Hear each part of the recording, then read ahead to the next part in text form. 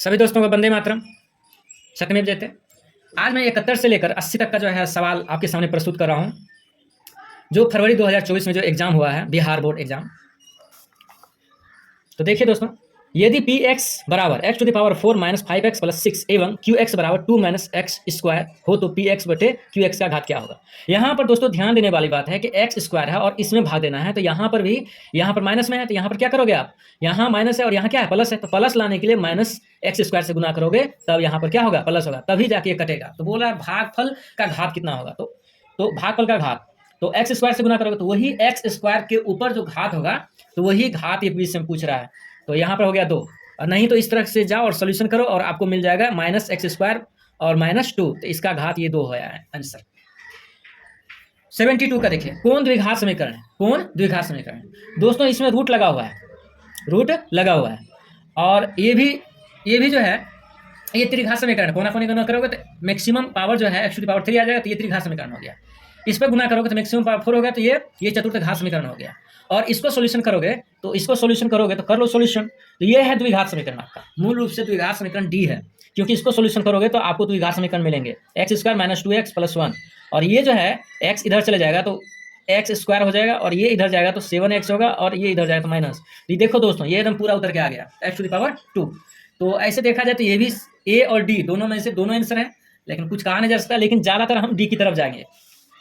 72 दोस्तों, यदि द्विघात समीकरण एक्स स्क्वायर 2kx प्लस 4 बराबर 0, तो के का एक मूल मतलब रूट जो है 2 है, तो के का मान क्या होगा। तो आप जानते हो दोस्तों, अल्फा प्लस बीटा बराबर माइनस बी बाय ए, और इसका जो वैल्यू रख दो 2k/1 बराबर 2k आ जाएगा। फिर अल्फा इंटू बीटा बराबर c/a का मान रख दोगे तो 4/1 हो जाएगा। तो यहाँ पर जो है a x square b x plus c, यही होता है द्विघात समीकरण का जनरल फॉर्म। तो इसी से तुलना कर लो, तुलना करोगे तो अल्फा का मान क्या है, अल्फा का मान 2 और बीटा का मान बोला है निकालने के लिए, तो ये 2 यहाँ पर चले जाएगा, तो 4/2 आ जाएगा 2।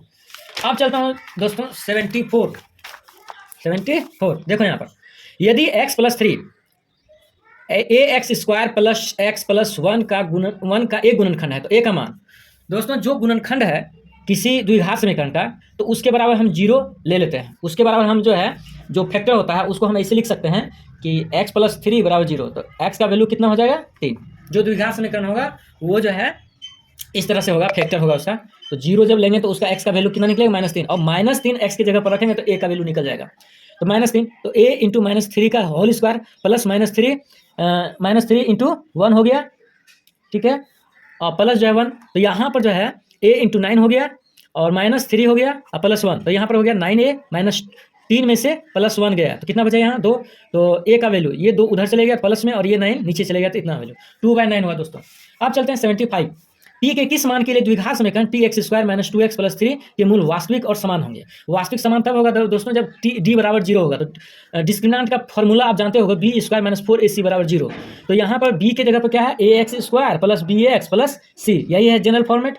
तो b का जो वैल्यू है यहाँ पर -2 है, तो -2 का स्क्वायर, और 4, और a का वैल्यू क्या है दोस्तों p, और c का वैल्यू क्या है 3। अब इसको सॉल्यूशन करोगे तो यहीं से आपको p का मान निकलेगा, 4 हो गया, और -12 p इक्वल टू 0। तो p का वैल्यू निकालना है, तो पहले इसको उधर कर दीजिए, तो माइनस में आ गया, और ये जो है 12 नीचे में जाएगा तो माइनस प्लस हो जाएगा, और 4 एकम 4 4 तिया 12, तो आंसर निकल जाएगा 1/3, आंसर हो गया बी। अब दोस्तों जो 76 नंबर 76 का देखता हूँ, द्विघात समीकरण 6x square minus 3x plus 5 के मूलों की प्रकृति कैसी होगी। मूलों की प्रकृति के लिए क्या पता करना होता है दोस्तों, डिस्क्रिमिनेंट का फॉर्मूला लगाना पड़ता है। जब b square minus 4ac greater than 0 होता है, तो मूलों की प्रकृति जो है सकारात्मक, वास्तविक और क्या होता है, बड़ा होता है। यानी कि हमेशा जो है वास्तविक होगा, बड़ा होगा, और 0 से हमेशा क्या होगा, हमेशा बड़ा ही होगा। अब यहाँ पर देखो b स्क्वायर माइनस 4ac अगर लेस देन होगा, तो ये जो है काल्पनिक वैल्यू होगा, ये काल्पनिक वैल्यू होगा, अवास्तविक होगा, ठीक है। इसमें जो है जब ग्रेटर देन होगा तो वास्तविक भी होगा और असमान भी होगा। अब यहाँ पर देखो d बराबर b स्क्वायर माइनस 4ac बराबर इक्वल टू 0, तो ऐसी परिस्थिति में जो है वो क्या होगा, समान होगा। तो इसके विषय में जो है बात करता हूँ, तो यहाँ पर जो है अब यहाँ पर देख लो, यही सवाल जो है यहाँ पर सोल्व किया गया है। डिस्क्रिमिनेंट d बराबर minus b square minus 4ac value रखेंगे यहाँ, -9 हो गया, और 4 5 20 20 120। अब 120 में से 9 घटा, तो यहाँ पे कितना हो गया, -111, और ये जो है लेस देन क्या हो गया, 0 है, अर्थात ये वास्तविक नहीं हुआ। ये सपने में खीर खाए, लेकिन हमने वास्तव में खीर नहीं खाई, इसलिए ये वास्तविक नहीं हुआ। अब चलिए, मूलों की प्रकृति वास्तविक नहीं होगी। अगर एक सही होता तो ये होता, दो सही होता तो तीन सही होता तो ये होता, लेकिन इसमें से जो है लेस देन जीरो हो गया तो इसलिए वास्तविक नहीं होगी। फिर जो है 77 का चलता हूँ, यदि द्विघात समीकरण x square plus x minus 20 का एक मूल 4 हो तो दूसरा मूल क्या होगा? दूसरा मूल क्या होगा? यानी कि कह रहा है कि अगर अल्फा का वैल्यू 4 है, अल्फा का वैल्यू कितना है? 4 है, तो बीटा वैल्यू तो अल्फा इंटू बीटा बराबर सी बाई ए जानते हो, तो इसमें जो है सी का वैल्यू कितना है दोस्तों? तो सी का वैल्यू -20 है और ए का वैल्यू 1 है, तो ये रखोगे तो ए का वैल्यू यहाँ पर कितना है? अच्छा, यहाँ पर अल्फा इंटू बीटा है, तो अल्फा इंटू बीटा है, तो आपको जो है अल्फा का मान क्या रखना है? 4, और बीटा का मान कितना, और यहाँ पर कितना सोल्यूशन आ गया? -20, तो बीटा का वैल्यू जो है -20/4 कितना आ गया? -5 आ गया, तो -5 हो गया आंसर। अब 78, यदि द्विघात समीकरण x square plus 6x equal to 0, तो 0 के मूल अल्फा और बीटा हो तो इसका वैल्यू कितना होगा? तो आप इसको जो है 5 + 1 में तोड़ दोगे, तो 5 + 1 में तोड़ोगे तो माइनस में, 5 + 1 में तोड़ोगे तो अल्फा का मान -5 निकलेगा और बीटा का मान -1 निकलेगा, ठीक है। तो इसका जो स्क्वायर करके जोड़ोगे तो 25 पाँचे कितना हो गया? 5 का स्क्वायर करोगे तो कितना हो जाएगा? माइनस 5 का स्क्वायर करोगे तो 25 और प्लस 1 का स्क्वायर करोगे तो 1, 25 1 26 होगा दोस्तों। अब चलता हूँ 79 पर। 79 देखिए, यदि द्विघात समीकरण P x square minus Q x plus R बराबर 0 तो पी नॉट इक्वल टू 0 के मूल हैं।